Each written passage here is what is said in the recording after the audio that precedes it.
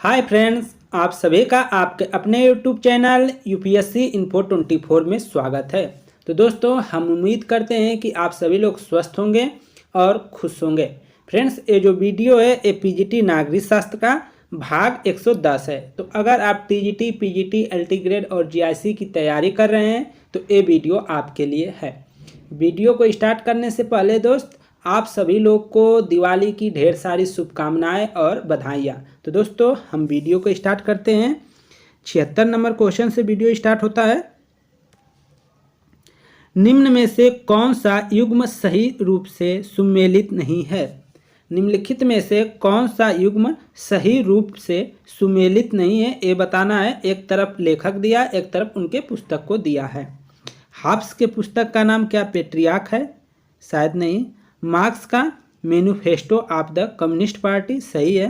अरस्तू का पॉलिटिक्स सही है। रूसो का सोशल कॉन्ट्रैक्ट। तो तीनों तो ये सही है, एक नहीं समझ में आ रहा है तो ये हमारा आंसर हो जाएगा, क्योंकि ये गलत है और आपको गलत ही बताना है। तो हाब्स के पुस्तक का नाम जो है पेट्रियार्क नहीं है, ये किसी और के पुस्तक का नाम है। देखते हैं दोस्तों व्याख्या। Manifesto of the communist party marks की रचना है। अरस्तू ने पॉलिटिक्स, रूसो ने सोशल कॉन्ट्रैक्ट की रचना की है, जबकि पेट्रियार्क जो है का संबंध हाब्स से नहीं है। आगे देखते हैं। सत्ता के तीन सर्वांगपूर्ण प्रकार की अवधारणा का प्रतिपादन किसने किया था? सत्ता के तीन सर्वांगपूर्ण प्रकार की अवधारणा का प्रतिपादन किसने किया था? ऑप्शन 1 है प्लेटो, ऑप्शन 2 है हेगल, ऑप्शन 3 है मैक्स वेबर, ऑप्शन 4 है कार्ल पॉपर। तो किसने किया था दोस्तों? तो आंसर हो जाएगा 3, मैक्स वेबर ने। तो सत्ता के तीन सर्वांगपूर्ण प्रकार की अवधारणा का प्रतिपादन किसने किया था? तो आंसर हो जाएगा मैक्स वेबर ने। क्वेश्चन नंबर व्याख्या देखते हैं। जर्मन समाजशास्त्री और राजनीतिज्ञ अर्थशास्त्री मैक्स वेबर ने सत्ता के तीन सर्वांगपूर्ण प्रकार की अवधारणा का प्रतिपादन किया, जिसमें है वैधानिक सत्ता, दूसरा है परंपरागत सत्ता, तीसरा है करिश्माई सत्ता का उल्लेख मिलता है। आगे देखते हैं 78 नंबर क्वेश्चन। आधुनिक समय में अनेक कारणों में व्यवस्थापिका की तुलना में कार्यपालिका को अधिक महत्व प्राप्त हुआ है। निम्नलिखित में से सही कारणों का चयन करें। क्या कारण है कि व्यवस्थापिका की तुलना में कार्यपालिका को अधिक महत्व प्रदान किया गया है या प्राप्त हुआ है? तो उन कारकों का आपको चुनना है और आंसर देना है। कल्याणकारी राज्य की अवधारणा, प्रदत्त विधान की अवधारणा, शासन के क्षेत्र में विशिष्ट ज्ञान की अवधारणा, प्रशासन की बढ़ती जटिलताएं। तो आंसर जो हो जाएगा दोस्तों इसका 3 हो जाएगा, ख, ग एवं ख। ख, ग एवं घ आपका सही आंसर हो जाएगा। तो पहला है प्रदत्त विधान की अवधारणा है, दूसरा है शासन के क्षेत्र में विशिष्ट ज्ञान की अवधारणा और प्रशासन की बढ़ती जटिलताओं के कारण ही कार्यपालिका जो है व्यवस्थापिका के तुलना में अधिक महत्व प्राप्त कर पाया है। आगे देखते हैं इसका व्याख्या। आधुनिक समय में अधिकांश देश लोकतांत्रिक राज्य व्यवस्था को अपना रहे हैं, जिसमें जनता के कल्याण से संबंधित नीतियों को बनाने से ज़्यादा उसे क्रियान्वयन संबंधित भूमिका अधिक उपयोगी होती है। यह कार्य कार्यपालिका को सौंपा जाता है। इसी संदर्भ में कार्यपालिका का महत्व व्यवस्थापिका की अपेक्षा अधिक देखने को मिलता है। आगे देखिए 79 नंबर क्वेश्चन। स्वतंत्रता का अर्थ बंधनों का अभाव है। यह कथन संबंधित है, किससे संबंधित है ये बताना है। हर्बर्ट स्पेंसर से, थॉमस हाब्स से, हेराल्ड जोसेफ लास्की से, टी.एच. ग्रीन से। तो किससे हो जाएगा दोस्तों?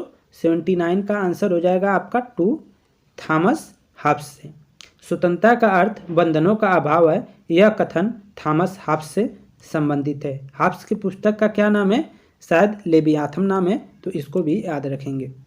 हाब्स जो थॉमस हाब्स की स्वतंत्रता का अर्थ बंधनों का अभाव है उक्ति में उच्च स्तर की ख्याति प्राप्त की। उन पर वेंथम के उपयोगितावाद का स्पष्ट प्रभाव पड़ा है। व्यक्तिवाद उसके दर्शन की आधारशिला है। आगे देखते हैं 80 नंबर क्वेश्चन। किसने कहा प्रजातंत्र एक ऐसा शासन है जिसमें प्रत्येक व्यक्ति की हिस्सेदारी होती है?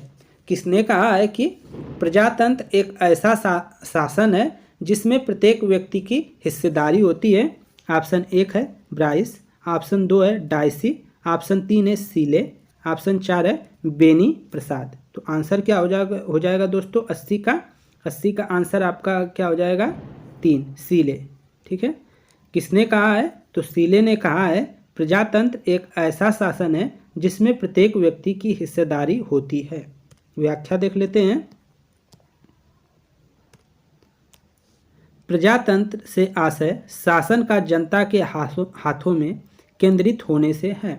इसी संदर्भ में सीले ने कहा है कि प्रजातंत्र एक ऐसा शासन है जिसमें प्रत्येक व्यक्ति की हिस्सेदारी होती है। आगे देखिए 81 नंबर क्वेश्चन। निम्न में कौन सा कथन सही है? निम्न में कौन सा कथन सही है ये आपको बताना है। समानता का अर्थ व्यवहार और पुरस्कार की पहचान, ये तो शायद गलत है। समानता का अर्थ समान आय, ये भी गलत है। समानता का अर्थ प्राकृतिक ने सब मनुष्यों को समान बनाया है, कुछ हद तक ये सही लग रहा है। समानता का अर्थ है कि प्राकृतिक ने सब मनुष्यों को समान बनाया है, ये भी कुछ हद तक ठीक है। आगे देखते हैं। समानता का अर्थ कि अपने व्यक्तित्व के विकास के लिए सबको समान अवसर देने का प्रावधान हो। तो दोस्तों ये वाला ऑप्शन आपका 4 सबसे ज़्यादा सटीक है, तो ये आपका सही हो जाएगा 4। व्याख्या देख लेते हैं। समानता से आशय ऐसी परिस्थितियों के निर्माण से होता है जिसके कारण सभी मनुष्यों को व्यक्तित्व के विकास हेतु समान अवसर प्राप्त हो सके, जिससे उनका सर्वांगीण व समावेशी प्रकार से विकास हो तथा असमानता का अंत हो। तो दोस्तों आपने इस क्वेश्चन में ये सीखा कि कैसे 2 क्वेश्चन आपको पहले पूरा क्वेश्चन का विकल्प चुनना है, पढ़ना है। ऐसा ना हो कि आप एक देखकर कि समानता का अर्थ प्राकृतिक ने सबको मनुष्यों को समान बनाया है, तो ये भी सही है, ऐसा नहीं कि गलत है। लेकिन अगर साइंस मतलब पॉलिटिकल साइंस के अर्थ में देखें, जो समानता का हम लोग को अधिकार दिया गया है, अनुच्छेद जो है आपका 14 से लेकर जो आपका 18 तक है, वो आपका समानता का अधिकार, वो उसमें इस बात का जिक्र है कि समानता का अर्थ है कि अपने व्यक्तित्व के विकास के लिए सबको समान अवसर देने का प्रावधान हो, ऐसा समानता का अर्थ है। तो ये वाला आंसर ठीक होगा, उसके अपेक्षा ये वाला ज़्यादा उपयुक्त है। निम्नलिखित में से कौन सा कथन सही है? निम्नलिखित में से या निम्न में से कौन सा कथन सही है ये बताना है। ऑप्शन 1 है स्वतंत्रता और समानता विरोधी हैं, स्वतंत्रता और समानता पूरक हैं, स्वतंत्रता और समानता असंगत है, स्वतंत्रता और सत्ता विरोधी हैं। दोस्तों कौन सा सही है? तो ऑप्शन 2 सही हो जाएगा। स्वतंत्रता और समानता एक दूसरे के क्या हैं? पूरक हैं। जहाँ स्वतंत्रता होगी वहीं समानता होगा, जहाँ समानता होगा वहाँ स्वतंत्रता होगा, ऐसा कहा जाता है। व्याख्या देखिए। आधुनिक व्याख्याओं में स्वतंत्रता और समानता को अत्यधिक महत्व दिया जा रहा है, यद्यपि ये दोनों शब्द एक दूसरे के पूरक प्रतीत होते हैं। एक ओर स्वतंत्रता प्राप्त व्यक्ति का संपूर्ण विकास सुनिश्चित होता है, वह स्वयं से संबंधित निर्णय खुद से लेकर समाज और राष्ट्र के अग्रसर होने में अपना योगदान देता है। वहीं दूसरी तरफ इस तरह की क्रिया जब समस्त जनों में पनपती है तो समानता सुनिश्चित हो जाती है। आगे देखिए 83 नंबर क्वेश्चन। न्याय का अर्थ है कि, न्याय का अर्थ है कि, क्या अर्थ है भाई न्याय का? कोई भेदभाव नहीं किया जा सकता। सही बात है, भेदभाव किया जा सकता है, ये तो पूरा गलत है। राजा बुद्धि के अनुसार भेदभाव किया जा सकता है, राजा की बुद्धि के अनुसार भेदभाव किया जा सकता है, ये तो गलत हो जाएगा। बहुमत के अनुसार भेदभाव किया जा सकता है, नहीं दोस्तों, आंसर जो हो जाएगा पहला सही हो जाएगा। न्याय का अर्थ है कि कोई भेदभाव नहीं किया जा सकता, बाकी तीनों गलत है, पहला सही है। व्याख्या देख लीजिए। न्याय का अर्थ है समाज के व्यापक कल्याण का लक्ष्य सुनिश्चित करने से है, जिससे भेदभाव, असमानता, भ्रष्टाचार आदि से निजात पाकर खुशहाल राष्ट्र का विकास हो सके। भारतीय संविधान में अनुच्छेद 39A, अनुच्छेद 32 आदि इसी कार्य के उदाहरण हैं। 84 नंबर क्वेश्चन देखते हैं। उदारवाद शब्द की उत्पत्ति लीबर शब्द से है जो लिया गया है। उदारवाद शब्द की उत्पत्ति लीबर शब्द से है जो लिया गया है फ्रेंच भाषा से, लैटिन भाषा से, ग्रीक भाषा से, जर्मन भाषा से। आंसर हो जाएगा दोस्तों 2 लैटिन भाषा से। उदारवाद शब्द की उत्पत्ति लीबर शब्द से है जो लिया गया है लैटिन भाषा से। ऑप्शन 2 सही है। व्याख्या देख लीजिए। उदारवाद लिबरलिज्म की उत्पत्ति लीबर से हुई है जो यूरोप के लैटिन भाषा से संबंधित है। जॉन लॉक को उदारवाद का जनक माना जाता है जो व्यक्तिगत स्वतंत्रता के समर्थक का राजनीतिक दर्शन है। आगे देखते हैं 85 नंबर क्वेश्चन। सन 1885 के अपने भाषण में किसने समाजवाद शब्द का बार बार प्रयोग किया? ऑप्शन 1 है Robert Owen, Fourier, Bernard Shaw, Marx. तो आंसर हो जाएगा फ्रेंड्स पहला रॉबर्ट ओवेन। रॉबर्ट ओवेन ने 1885 के अपने भाषण में समाजवाद शब्द का बार बार प्रयोग किया। तो किसने किया? तो रॉबर्ट ओवन याद रखिएगा। व्याख्या देख लीजिए। रॉबर्ट ओवन ने सन 1835 के अपने भाषण में समाजवाद शब्द का प्रयोग बार बार किया। दोस्तों 2 जगह टाइपिंग हुआ है, एक जगह 1835 दिया है, एक जगह 1885।